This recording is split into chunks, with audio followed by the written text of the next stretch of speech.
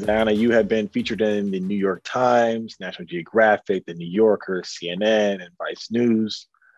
Teen Vogue named you to their 21 under 21 who are changing the world. You're a community organizer, activist, poet, student, really just an inspiration if we wanted to sum it all up. I've heard you speak and you have this incredible fire within you. I would love to know what sparked it. So I grew up in church, basically. I was heavily involved and I was a part of the youth choir. I led the youth choir. I was like the Beyonce of the youth choir. So, but that was really where I learned to have a voice between like leading and Sunday school. And I think that between that and then being raised by my mom, a single Black mom, and also my grandma, I really saw people who just always stepped up to the plate, like who always were ready to be hands-on, always ready to help, no matter what the circumstance or situation may be. So I think that I really carried that into my activism work. And so I would say that community, parenting, and then just church are really the things that inspired me the most. And in addition to my immediate family, I had, a village of local Black people who were very pivotal in teaching me important lessons about like why it's important to use your power, why it's important to use your voice. And I think that each of those encounters with those people have planted seeds that have helped me to grow into someone who's more confident in using my voice. Absolutely. Absolutely. At 12 years old, I know you organized a rally, Justice for Trayvon Martin. I can't even think about what I was doing at 12 years old. I was probably playing basketball somewhere, doing something not nearly as important. How were you able to not only organize this event, but also even grasp what was going on at that time? Yeah, so I knew when I was in like fifth grade that I wanted to be a lawyer when I grew up. So I watched the entire George Zimmerman trial along with my grandma. And we would like call each other because like she would be at work and I would be at home and I'd be like, girl, did you just see? And she was like, yeah. And I'd be like, wow, like we need to try to unpack this a bit. So we would like Google things and figure out what was going on because we didn't know the language. But I really think that that was my turning point. I watched Law and Order growing up too, because that's my Nana's favorite show. So, I was like, wow, they have this case in the bag. And then I saw George Zimmerman not be found guilty. And I feel like that was really, I remember like exactly where I was sitting when the verdict flashed across the screen, but also in the midst of this, like there was an uprising, there were people protesting, there were riots going on. And so watching that on CNN, I remember just like, I felt like I wanted to be out there with those people. Like I wanted to be organizing with them. But aside from just the organizing piece, there was also the creation of Black Lives Matter. I mean, there was a Twitter, there were the hashtags coming up. And so when I saw that verdict, not guilty flash across the bottom of the screen, I just remember sitting in the corner of my grandma's living room and just feeling kind of defeated. Like, that feeling after you're just like, I don't know what happened. I don't know how this happened, but I'm very just like, not upset Deflated. yet. It's just like, you're just trying to process. So like, it was that moment for me where I just like felt my stomach, like just fall. And I was just like, I don't know what this feeling is, but I don't like it. And then I remember staying up later that night after, an hour, 2 hours after the verdict had come out and seeing people taken to the streets, and they were mad, they were angry, and rightly so. But I felt so disconnected because I was like, I'm all the way in Charlottesville. I'm not there with them. I don't know what I can do to have an impact. But I did know that I grew up around other Black people who had parents affected by the prison system. I know that there were other Black students, who were my age who didn't have mothers or fathers in their lives. And I know that there are people all over the country and all over the world who are affected by police brutality. And so I knew that in Charlottesville, we were no different. I mean, there is a long history of police violence, harassment, and racial profiling. So I wanted to center that conversation back on my own community. And so that was how I kind of organized the protest. Within a couple of hours, I was just like, I'm going to make signs with some posters I have around, and I'm going to go to the federal courthouse. And then people met me there. And that was a moment where I realized that there actually is power in my voice and that I can actually organize people into physical space. Absolutely. Absolutely. I know recently there's been a lot of focus on educating the youth on what really happened in American history. I talked about this topic in these interviews in the past, but this is the first time I'm able to talk with somebody who's actually in the public education system. First, can you describe what your experience has been like learning American history in a public school in Virginia? And do you think there is a certain age at which schools should start educating the youth on the true events of history in detail? Yeah, so I think it's so hard to like unlearn things. So I would say to your second question first, I feel like it's always important to teach the truth first, because if you teach a romanticized version, then you have people who don't tune in to the part where they have to unlearn that. And so then you have people who are way later in life still believing the things that they learned at first. But I think for me, growing up in Virginia and being a young Black girl, I think there's so many elements to like learning history. There's like the classroom environment. There's, you know, the surrounding events of like your environment, like your town. So in Charlottesville, you know, we have the University of Virginia, but we also have Thomas Jefferson. And so like many of us grew up going to Monticello like every year for history class, like as a field trip. And then many of us have gone to the University of Virginia. And so we're learning this very like augmented history of Thomas Jefferson. I mean, he's larger than life here. People come here to basically worship Thomas Jefferson. And growing up in that type of environment, you're not like basically raised, or you're not like conditioned to be critical of the things that you're learning. So you're not taught to be critical of Thomas Jefferson and of his complexities until you're in a senior in high school or until you're in college. And so I think learning about the Civil War in particular, there was like this very strong effort to make us believe that the Civil War was fought over states' rights, right? And yes, I mean, we can say like, yes, states' rights, but the state's rights to own slaves. And what does that mean for Black students who are in the classroom learning that? And what does that mean for the Black teachers and Black students who are like encountering these textbooks that have these very incomplete narratives? And so I think for me as a student who was trying to like, who was really interested in history and still loves history to this day, it took a lot of time going outside of the classroom and doing my own research in order to find the missing parts of those narratives. But the issue is that a lot of sources are still like not including the stories of the free Black people who were here at the time of the Civil War. You know, like what about at the time of emancipation, the fact that Charlottesville was 54% Black and now it's less than 30% Black. So what are the shifts that happen in between there? And so I think for every story and for every historical narrative that we have that is mainstream, there's always a piece of it that is concealed and that isn't told. Now, speaking about history again, you know, it seems pretty much understandable why we should not have to honor or even have statues of people that supported or performed hateful and or hurtful actions. What were those conversations like when you had to explain and convince people why it was necessary to remove the Robert E. Lee statue in Charlottesville?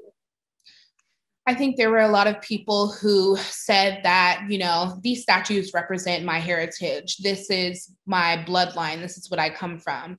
And I think the main fact that I wanted to always get across was that these statues weren't erected at the time of the Civil War, not even at the end of the Civil War. They were erected decades later as a way to kind of put into action this whole idea of the South will rise again, right? We see cities all across the South putting up these monuments, creating scholarships, having United Daughters of the Confederacy do these very like memorabilia type of efforts in order to make people feel a good sort of nostalgia towards the Confederacy. And I think that that is extremely inappropriate, but it also doesn't match the politics that we claim to be working towards. So if we say we want to be progressive, we say we want to be inclusive of all people in the community, yet we still center our physical space around these very racist and hateful statues of these figures, then we're doing the exact opposite. And so my belief is that these physical infrastructures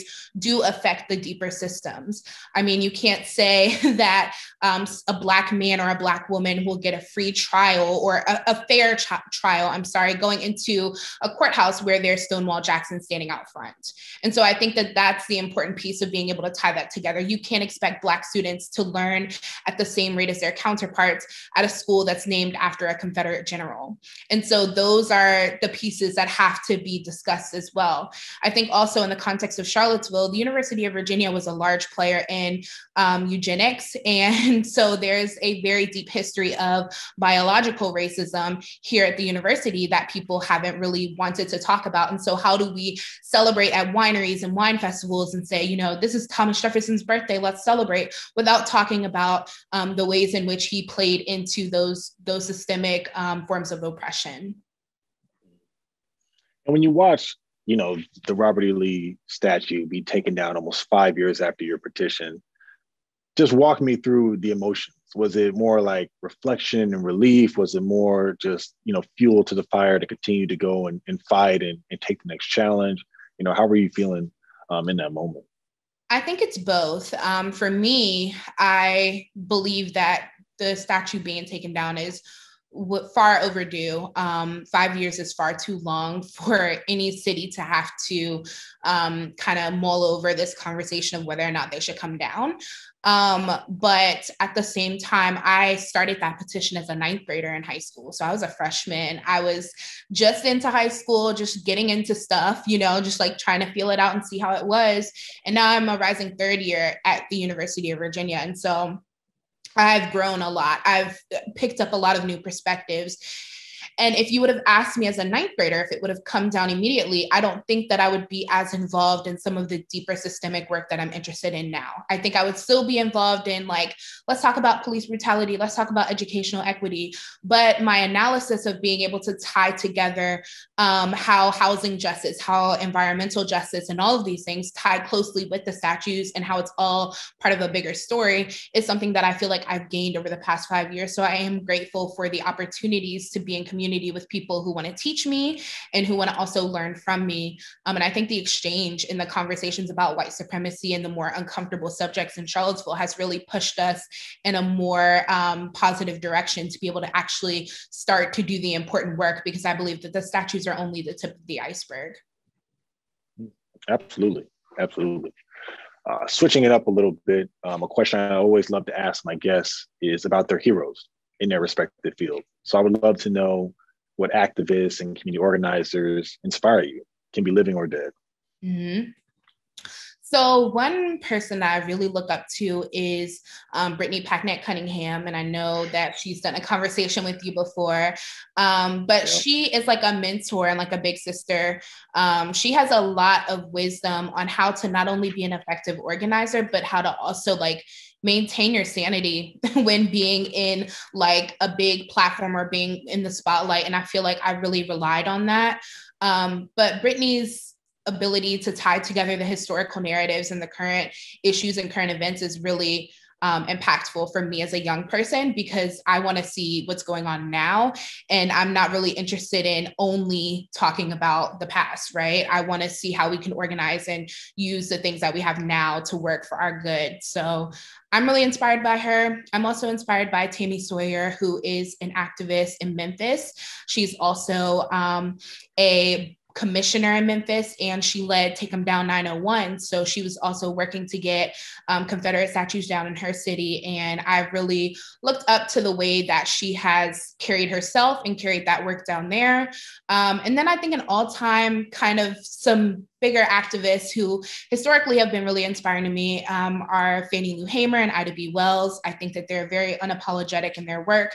They, you know, are very keenly aware, or were very keenly aware of what was going on at the time, and were able to galvanize the unlikely people to be a part of bigger movements. So I think that their work is really impacting me and impacting young activists to this day. Yes, I can say that I'm older than you. I'm closer to Brittany's age, but, you know, she still educates me all the time. You know, and she does an unbelievable job of connecting, you know, the past with the present. So I'm with you on that one for sure. 2020 has really highlighted the difference between performative activism and, you know, actually fighting for change. Step one is certainly understanding the problem, but we can't just stop there. How do we catapult allies into action? So I think it starts with the personal inner work. I think that allies have to first be able to assess their biases and recognize the privilege that they bring to the table. But once they've done that inner work, I think that it's time to, show up and actually put something on the line, whether it's your body, your resources, or just your time. And so I think allies can be effective by always doing the work of centering the people with the lived experiences in the room.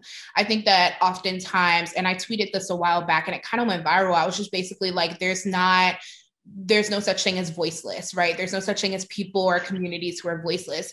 Really, they have voices, they have experiences. All you have to do is pass the mic. And I think that that is one of the most effective ways that people can get involved if they have access to larger platforms. And I think we saw that a lot last summer with the 2020 uprising. We saw celebrities or content creators or just influencers using their platforms to highlight young Black and Brown activists who have been doing the work. And so I think that's important. But essentially paying Black people for their labor, because I think that there's a lot of labor that comes with talking about your lived experiences, and it can be very triggering at the same time. But also just respecting the difference in views. I think a lot of allies can sometimes become very offended based on when people are like, well, this is how I feel about white people, or, they can just be very quick to be defensive, and that does not do any good for anyone in these spaces when we're talking about organizing and pushing for positive and collective change. In fact, just being able to swallow the pill and be like, yep, we messed up on that and we need to do better is way less harmful, because when you try to jump to conclusions or explain yourself and all of that, you usually just create more harm in the space. So I think that those are really good things for allies to do. Absolutely. Well, it is August and it is National Black Business Month. I know we're on the same page about investing our resources into Black businesses because they're essential to the advancement of our people. So I wanted to talk about your brand, Black Women Built This. Mm-hmm. I love this choice of words because, Black women are some of the most entrepreneurial people in the world, and we don't acknowledge that enough. Tell me about the goal of the brand and how you plan to elevate Black women's voices. Yeah, so the goal of the brand is to really honor and uplift the contributions, both social and political, of Black women. And so my goal is with the merchandise side to sell products that people can wear and support Black women, but also to be able to give back to mutual aid causes in the Charlottesville community and beyond. So over the 2 mutual aid causes that we've supported up to this point is a local Black mom who needed help and she had a newborn, and another were 2 Black students who are heading off to school as first-gen college students, and I'm really excited for them. But I think Black Women Built This is also, there's a strategy and storytelling side. So there's the opportunity for us to work with brands and orgs who want to be more socially responsible, but who also want to make sure that they're centering the voices of Black women at the table that they have and with the resources and access that they have. So I am looking forward to continuing to work as a strategist. And I've been doing that work for a couple of years now. So under Black Women Built This, I'll be able to scale that a bit more. But my goal is to also bring on other young Black women to work as social strategists as well. And kind of a follow-up to that is, how can Black men support Black women, not only with your brand, but just in general? I think that Black men can really support Black women with their actions. I think it's easy to say, I support Black women. I love Black women. I was raised by a Black woman. Everyone says that. But in the moments where there are actual situations, I think that it's important for us to keep that energy, right? So if there's a situation where a Black woman is in danger, a Black man could put his body on the line to actually physically protect a Black woman. But also making sure that you're not speaking over Black women, not taking away from the things that they're saying or their experiences, and making sure that you're just always honoring their presence and what they bring to the table. I think within even movement spaces, we see a lot of Black men taking credit for Black women's work or just trying to co-opt their work. And so the most powerful thing that Black men can also do is pass the mic and pass the platform and make sure that in the spaces that they're invited in, they're always asking, where are the Black women, where are the Black non-binary folks, where are the Black queer folks, and why are they not present, and how can I bring them into this space? So I know you have so many things going on. and constantly being, inundated with news cycles and all of the, trauma that honestly we experience from social media, TV, things like that. How do you take care of your mental health and still be a normal college student today? Mm-hmm. I think that going to a therapist is really important, and I highly suggest that to anyone who has access to that. And if you don't, seek out, resources to do so. But I think being able to talk through some of these things is really helpful because it can be heavy, even though we get small wins as activists and organizers, we still feel like there's so much more work to do. And so it can be hard to like kind of appreciate the progress.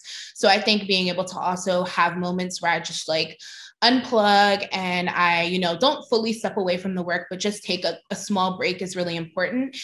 And that is why it's so, I think, important to invest in other young people and other people in your community who are doing the same work, because I don't think that any movement can be balanced by just one person. Like it takes a whole collective of people. So I think being able to be in community with folks who are doing the same work is also very fulfilling because they understand some of the things that I'm thinking through mentally and some of the things that I'm going through. So I think self-care is really important, therapy, rest, and being able to just recharge, but also collective care and community care is important, and being able to love on other people who are doing the same work and who are struggling for the same sort of liberation is really important. So I would emphasize that as well. So during these conversations, we, always go into, deeper topics that are heavy. And I always like to finish out on a much lighter note. So the question that I ask all my guests is, what is currently bringing you joy? What is currently bringing me joy? It can be anything from a food to a person to an experience, whatever. Okay, so a couple of things are bringing me joy right now. One is that it's about to be football season and I love watching football and we're about to go back to school. So that's going to be great. Okay. Also, my favorite team changed their name. So now I can fully support them in public. I also got a Peloton. So that's great. I love that. The bike? The bike, yeah. Oh, it's phenomenal. Yes, right? Tunde is amazing. And her workouts are a little too much. I got to go with Alex. I need something a little bit more tame. What? I just did the hip hop ride with Alex like an hour before I got on here. So yeah, I have the Peloton. And then the last thing is that Isaiah Rashad, I don't know if you know who that is, just released a project. You should go listen to it. It's really good. That's bringing me joy right now. Yeah, it's a fire album. I definitely know who that is. Yes. Zyahna, thank you so much for the time today. I really appreciate it. Love all the work that you're doing. The last thing, if people want to follow you, where's the best place they can do that at? Yeah, so I have Instagram and it's at Zy Said So. And my Twitter is at Zyahna B, Zyahna B. Perfect. Thank you so much for the time today. Thank you.